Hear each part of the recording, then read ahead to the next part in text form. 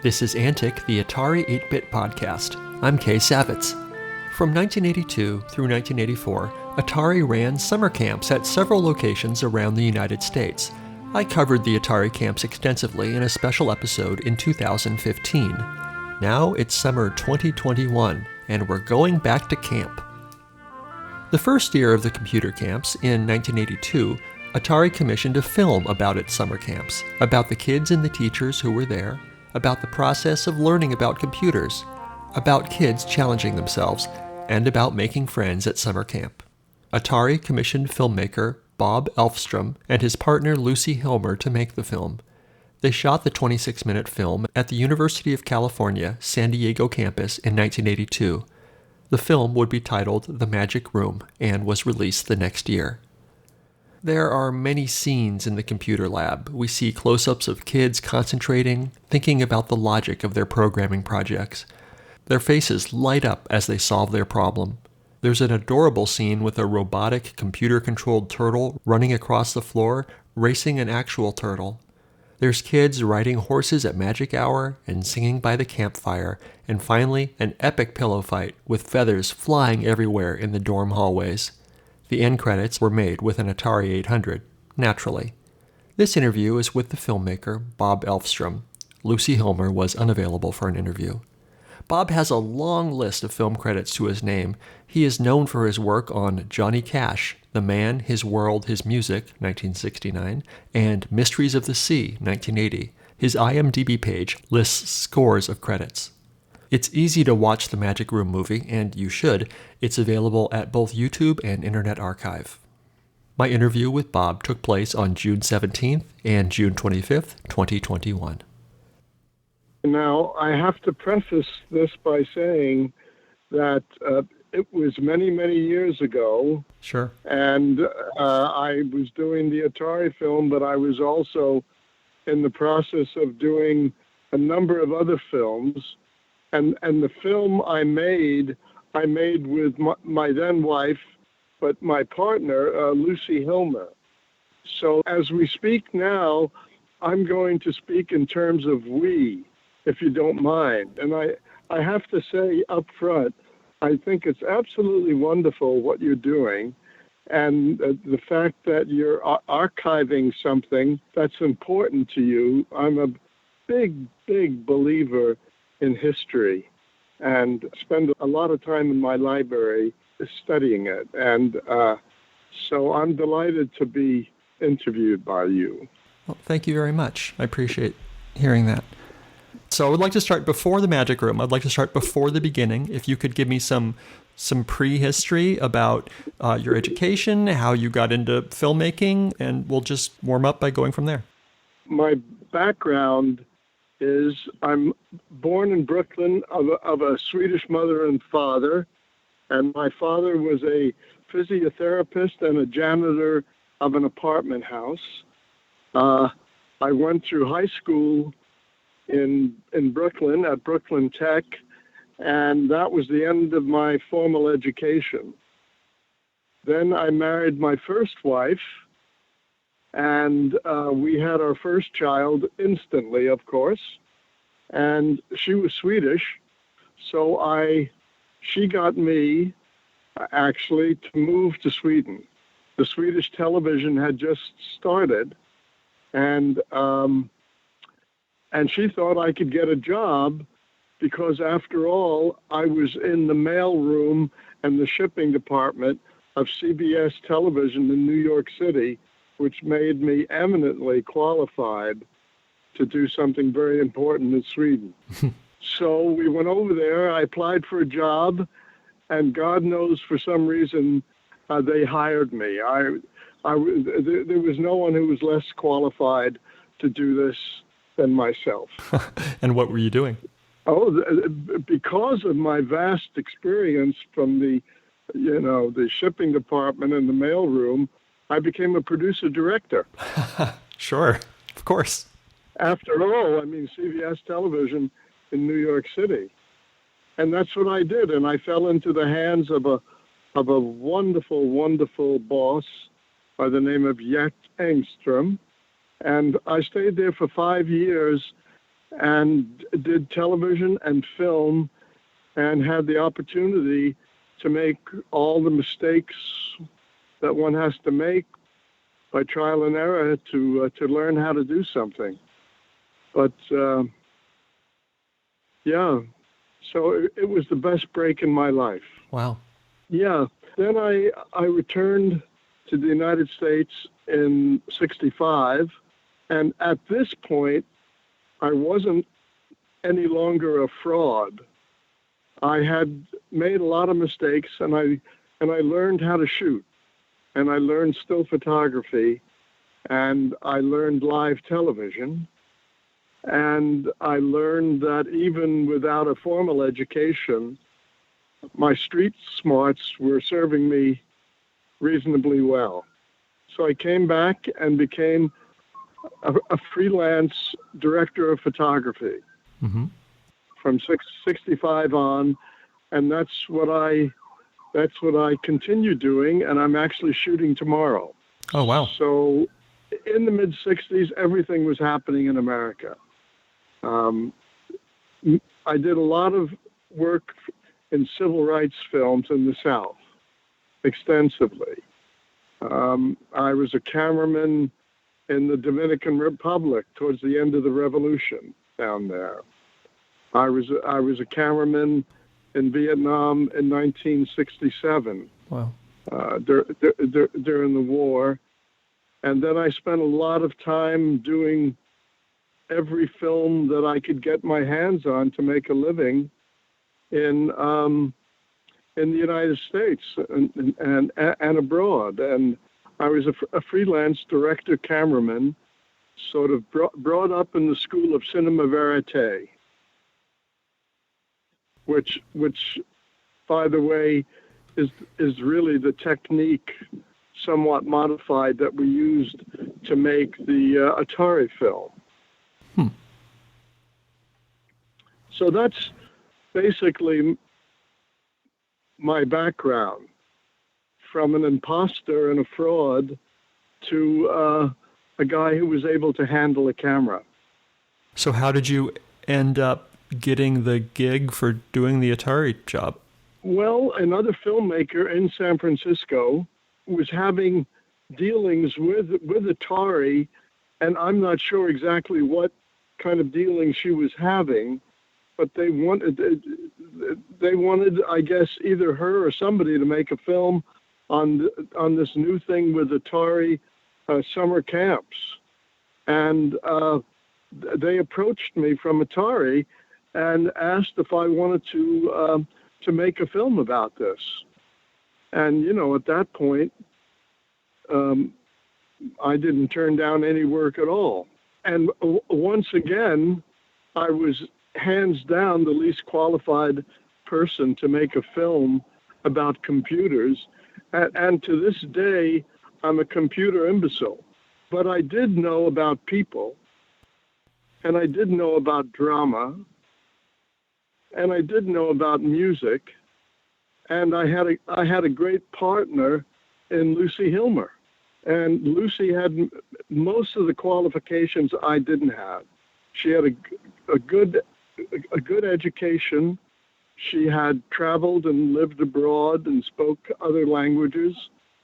And she was very, very smart and a very skilled writer and very adept at she was the kind of woman who could talk to a rock and get information out of them. So we were a good combination. She supplemented many of my shortcomings. Sounds like a good pair where you filled out each other's weaknesses, perhaps. Yeah, you bet. Very much so. Mm-hmm. Very much so. And actually, we were together for 36 years, and we made films all that time together. She's, you know, hands down, the most creative person I've ever worked with. I'm a craftsman and a technician, and once in a while, I come up with an idea that borders on clever or artistic. Not often. She's very different. She's an artist, to the core in temperament and attitude and approach and irrational, out-of-the-box thinking. So what happened with the Atari film, since we knew very little about it, we just knew that they were going to put together a bunch of young people in a summer camp down on this college campus. They were going to be living in the dormitories, and they wanted to film about it. And they didn't seem to be put off by my complete lack of knowledge of computers or of anything with Atari. I don't believe I knew how to spell the name when I first heard from them. And being dyslexic, that's not unusual with me. So we decided that we would go down there and we would live in the dormitories where the young people were. So we brought our gear down, and we established one room. And if I remember correctly, we had all the tables kind of in a U shape in this room, but it left room for me to be behind the computers, facing the young people as they're messing around on their computers. And I lit the room almost like a studio. So I could shoot anywhere in the room and get full coverage of their expressions, so I really thought the film was about what they were talking about and the expression on their faces as they are dazzled by the wonderment of computers of that time. And then we just let them loose, and I think from there on out, it was there was a small group, and there were certain kids who I thought, and Lucy thought, were more filmatic in that they could express themselves, and that they were sparkling about it, and they really embraced the wonderment of what this little machine could do. Mm-hmm. So then it was once you had the basic idea and you had your cast as captive in a room that's pre-lit, and I had set it up so I had terrific access, then it was just a matter of figuring out which young people to go with. And I think we picked out a small group of individuals who could express what was going on there. And then it was shot in a very cinema verite way. So at no point did we ask anybody to say something, either positive or negative, about Atari or about computers. For a good part, we found these two young people. One was Spanish speaking as his mother tongue, and the other was American English speaking, and they seemed to get along really well. And it was just a matter of hanging in there and recording everything that, to me, in a literary way, sounded interesting, and their expressions and their disappointments. I tell the computers what to do, and that comes from me. From inside, I think it comes. What's up in the screen? It's me, Enrique. Yeah, I said that's me. Oh, look at what I did. It made me feel proud. So that's how we went about doing the film. And then at some point, I'm not sure how the pillow fight came about. It was not something that they came up with. It was something that grew out of them, that at night they would hang out together in this dormitory and, like all young people, have fun and do horseplay. Mm-hmm. But I thought that something more celebratory would be great. I think Lucy and I went out and bought a bunch of pillows and cut some holes in them. And while the kids were playing, we kind of threw the pillows in there and said, you can do anything you want. We don't care if you mess up the place. And we just let them have a good old-fashioned pillow fight. And, of course, filmed it at the same time. I think we also had something to do with shaving cream, if I remember correctly. I do remember that Atari did send this film to some educator somewhere, and they very much disapproved of the pillow fight and the naughty behavior of the young people. That's funny you should mention the pillow fight scene, because it was on my list of things to ask you about, because this movie is so, it all seems so real, and you can really kind of get a sense of who these kids are. They're playing with the computers, and they're sitting by the bonfire, and they're being kids. And then near the end there's this pillow fight scene, and honestly I was just like, this is staged. They they set this up. There's no way that they would allow this for real. So it's a great scene, though. I mean, I think it's a good scene, and it visually expresses their exuberance and their youth and their feeling of victory. But probably the most interesting thing about the film is that the bosses that we had at Atari, one woman in particular, you probably know her name. Linda Gordon? Yeah, Linda Gordon. Mm-hmm. I haven't seen her in years, but she was very, very smart, very tuned in, and she was also very brave. And when she asked us to do the film, she really, there was no assignment. There was nothing, well, you've got to cover this and make sure you get a close-up of the beautiful plastic case that comes in and how you plug it in and all the Atari, razzle-dazzle. Not at all. She just wanted a great film about young people and creativity. At no point during the shooting of the film or in post-production did she do any sort of she had no requests of, oh, you got to take that out, and certainly you can't do this. It was none of this stuff where everything is forbidden or mandatory. She was just artistically open and a creative woman, and she was an enormous benefit to the film, and frankly, probably 50% of the success of the film had to do with her as well as Lucy and myself, because she just had her act together. What do you think Atari's motivation for doing the film was? Was it truly as a documentary? Were they considering it to be an advertisement to get kids to go to the camps, or was it something else? I have no idea. I can only probably speak generically about corporate behavior. Mm-hmm. I think in the long run it was about making money, and probably within Atari at that point there were creative people like Linda who had other alternatives.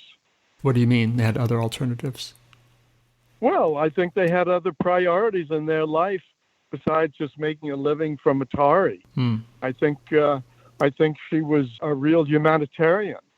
I think she loved children. She had wonderful children of her own. Yeah. So in the credits at the end of the movie, there's a list of the computer campers. Is that the list of the kids that you decided would be the interesting, telegenic kids that would be featured in the movie? I don't really remember the credits at all. Sure. I have no memory. What I do remember is, as far as the film was very visual, but as you might have noticed, there was great sound. You were able to hear everything that was being said. Yes. in a boisterous room. So I do remember, and I can't remember his name now.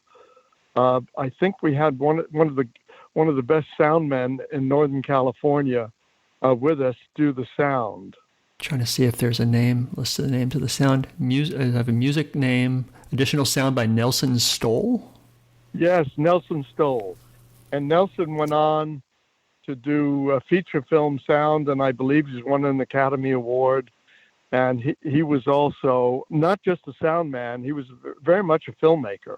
Mm-hmm. And he thought in terms of story and so on. Nelson's a very unusual sound recordist. He's not a highly techie kind of guy. He's analog.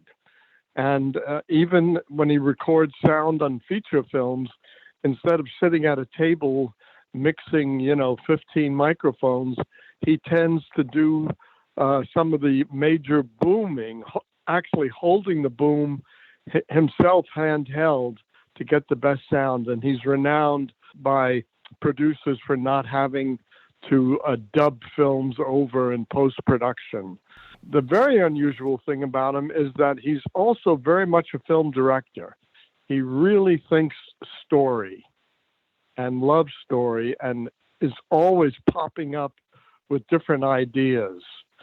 So I would say that some of the creativity that went into this little film, a lot of it was coming from him because he's so on top of storyline.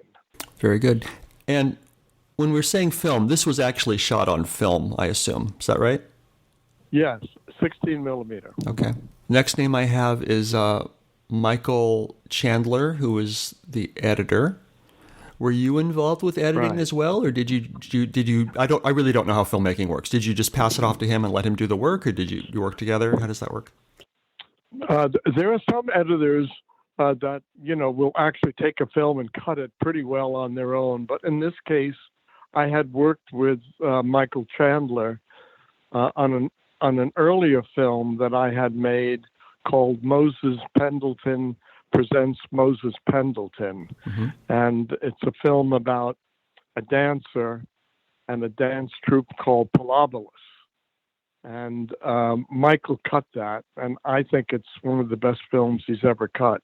But he went on to cut feature films, and I think is probably one of the 5 best documentary film editors out there.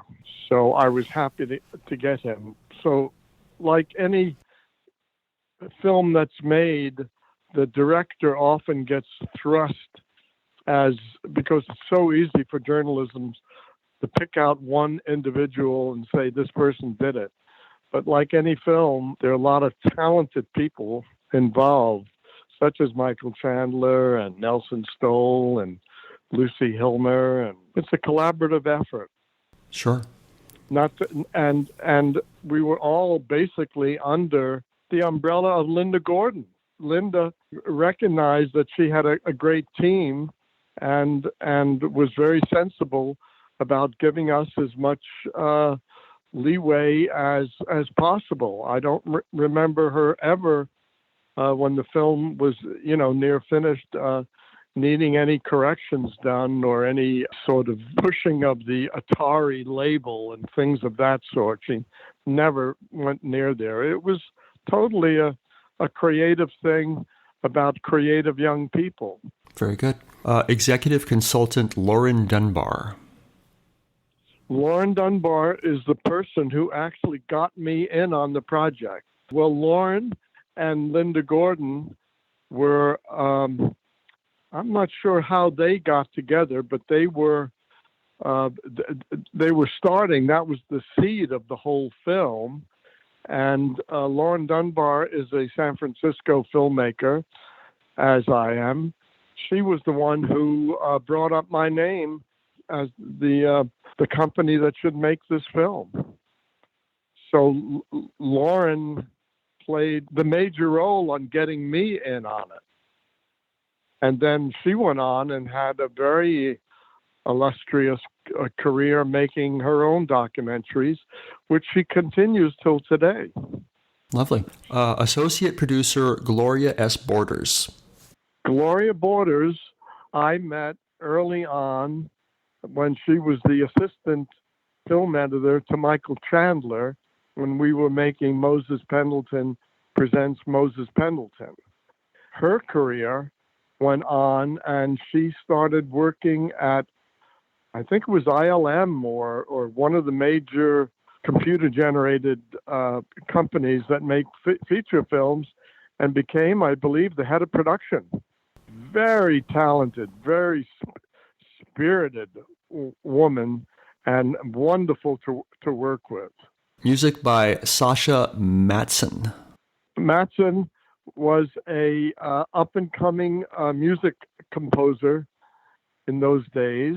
I think what happened was that we were cutting the film in Berkeley at the Saul Zaentz building, and it was full of Bay Area filmmakers. And the door was opened, and this guy stuck his head in and introduced himself. He was young and brass, and wanting the work, and I think we just hit it off. So he did the music, and his wife was also very musically talented. And when I was having a meeting with them and wanting to get an operatic theme, I love opera, and she was the one who came up with the theme. I think it was from the Magic Flute, and it was her idea to take that and then do variations on that.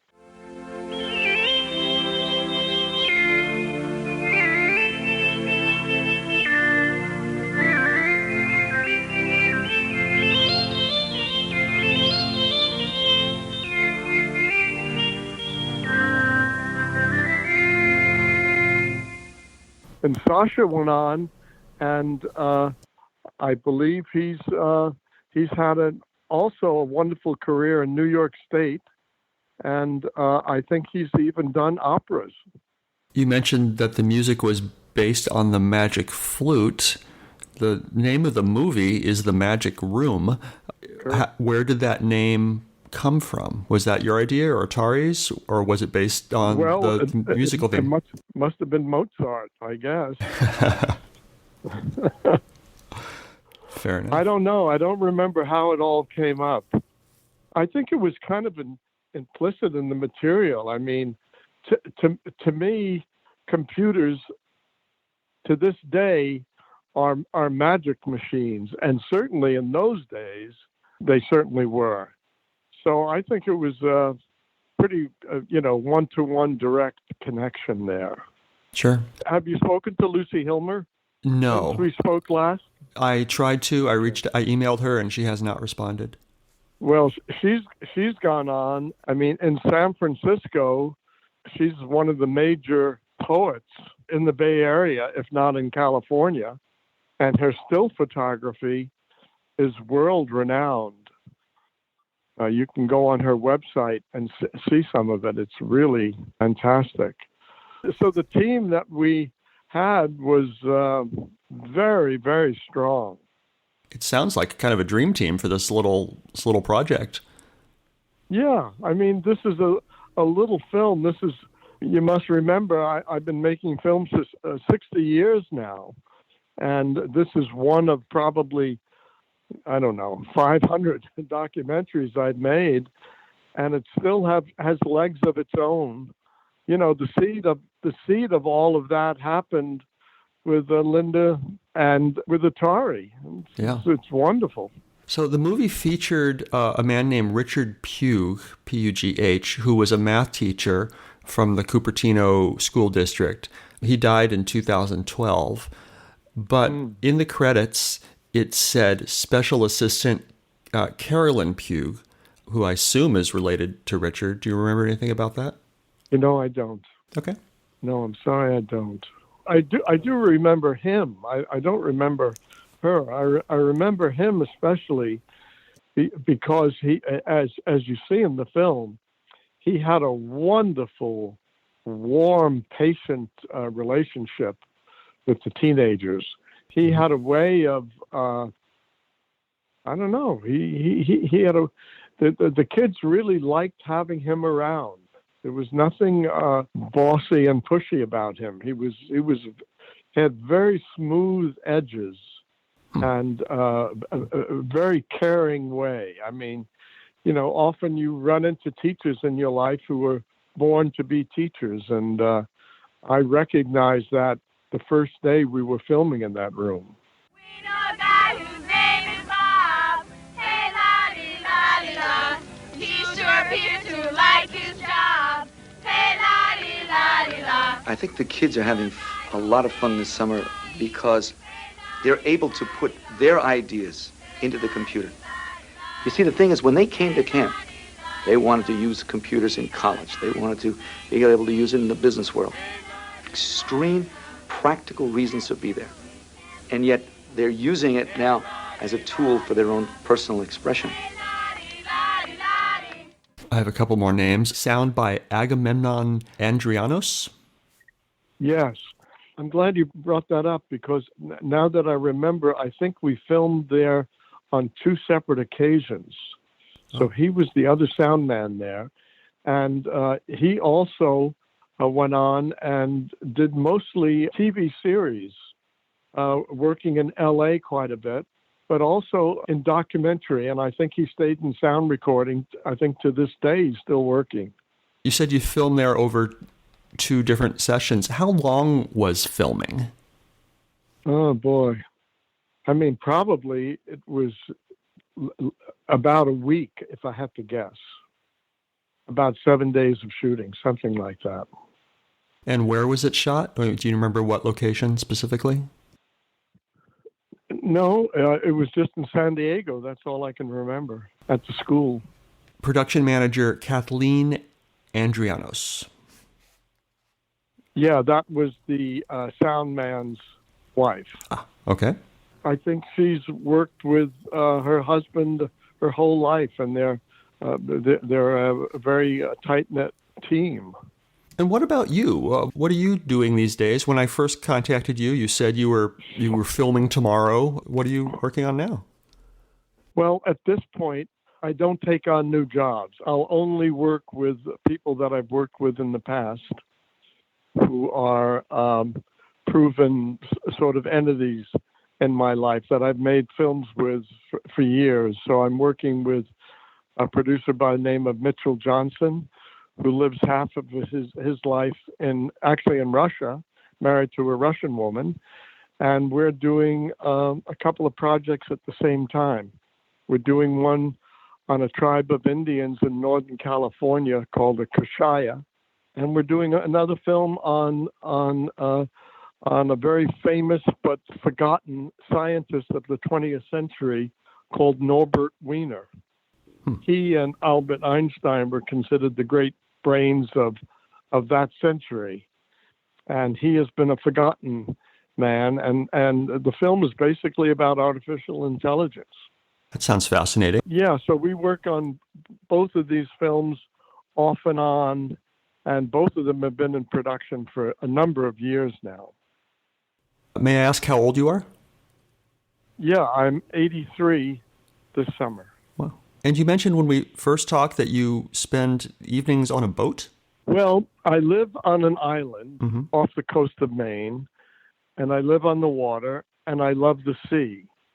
So when I'm not doing filmmaking, I read an awful lot, and I'm out on various boats. I love being on the water. So the film most recently that I've been working on is a film called Frozen Obsession. And I'm making this film with an old partner of mine, Dave Clark.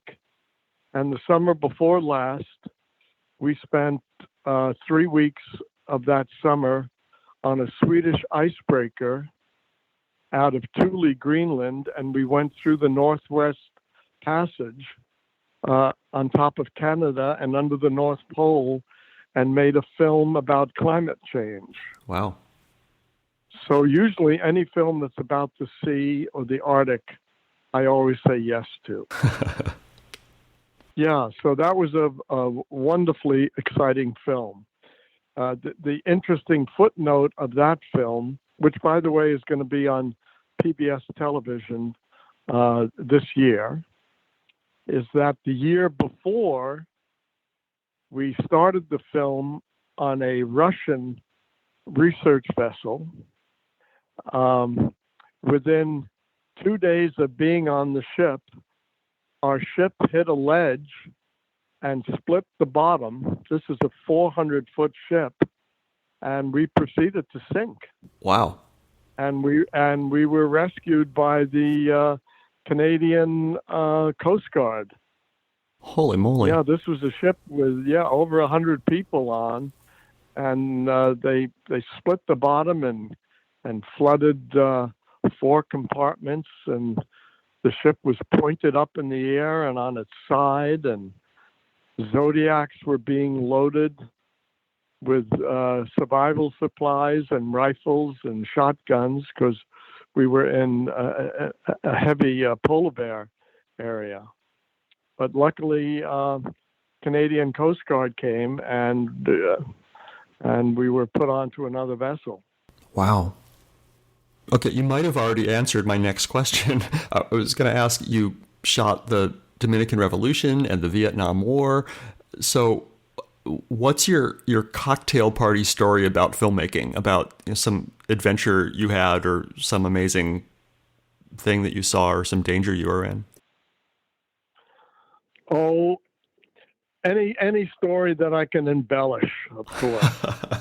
I don't really have a favorite story, but at any social gathering, if a subject matter comes up, quite often, since I've been making films for so many decades, quite often I perhaps was involved in one way or another. So I'll always have something to add, and I can tell tall tales and embellished stories for entertainment. I don't think I have a favorite. I mean, if I had to bring up a favorite one of all the films I was involved with, I would say that the films that I've made with Johnny Cash over the years, and that was a relationship that started in the late '60s and went all the way to the end. That relationship I had with the Carter family and the Cash family was lasting and deep and very personal and very rewarding. And what were these movies about Johnny? The first one was called Cash, a Man, His World, His Music, and that's kind of the definitive documentary that just keeps going on television all around the world. In the last few years, it's been on BBC, I think, twice. It was John when he first got together with June Carter. That was sort of the best time of his life. His voice was wonderful. He was very much in love, and he was making the transition, from country music out into the big world of music and being recognized. And he and I, we just hit it off, and that was the beginning of other films that I did for him. So getting back to The Magic Room, the version of the movie that I found was about 26 minutes, and also I found a trailer version. I understand there may have been another version, perhaps longer. Do you remember how it was cut? I don't think so. I mean, I don't think there was any version besides the 26-minute version. Maybe Linda knows. I doubt it. Okay, fair enough. I think Linda's the one who put the idea into my head that there might be another version, but I don't. Wow. I don't. Well, she might be thinking that we did a rough cut, and the rough cut was probably much longer, and then it was cut down to 26 minutes. Could be that. That makes sense. Do you remember how the film was released? Did you hand it over to Atari and walk away, or did it get shown in a theater, or what happened to it? I think the former. I think we turned it over to Linda, and that's when she and her organization exhibited the film. And I think it was shown. She would know more about that than I don't know if it was ever shown in a commercial theater. Probably many times in smaller situations. Do you remember what Atari paid for this film? I have no clear number in my head. All I know is that it was adequate and they were generous and there was no nickel and diming. They wanted a good product and were willing to pay for it. So I think it was probably consistent with prices of those days. What haven't I asked you about this project that I should have? No, I think you've certainly covered it, and the fact that you put so much time and effort and attention into a little film like this really amazes me. Did they go on and make other films at Atari? No. Well, there was one other, sort of. They did, Atari around the same time did a school assembly. They wanted to get this assembly in every high school and middle school in the United States. And they didn't get that far. But they made this assembly called Computers Expressway to Tomorrow. And it was a 40-minute bell-to-bell assembly with 2 synchronized 16-millimeter reels and a live actor who played against, talked to the film and talked to the audience. And it was to teach computer literacy to students who might never have heard of a computer. And this was played to more than 1 million students around the United States in around 1983. Wow, how cool. Yeah. Gee, was Linda Gordon involved with that film as well? Yes, she was involved with everything. Yeah, she's a terrific woman. I really consider her one of my closest friends that I don't really. I'm not a very good friend with people. I'm a bit of a recluse, and I don't keep in touch very well. But I consider her one of the true friends of my life. Great person. Wow. Great person. That's good to hear. Here's my last question. Yeah. If you could send a message to the people who grew up using Atari computers and now they are adults, maybe they were the kids who were in your film and now they're adults listening to this perhaps, what would you tell them? Another good question. It requires a lot of thought. My memory of those young people was probably their enthusiasm, but mostly their curiosity. And I find curiosity in people to be a wonderful trait, and I just hope that they still have that same trait, and they're still wondering about this extraordinary planet we live on. Yeah. And of course, I have to thank them for participating in this little movie. Great answer. Thank you very much. You're very welcome. Well, it's been a pleasure being interviewed by you. Thank you so much for your time. I really appreciate it. Good luck to you. I think that if they look back upon this summer, 10, 20, 30 years from now, they're not going to remember all of the commands, perhaps. Maybe if this is the last time they even see a computer. But I bet you they never forget what they programmed.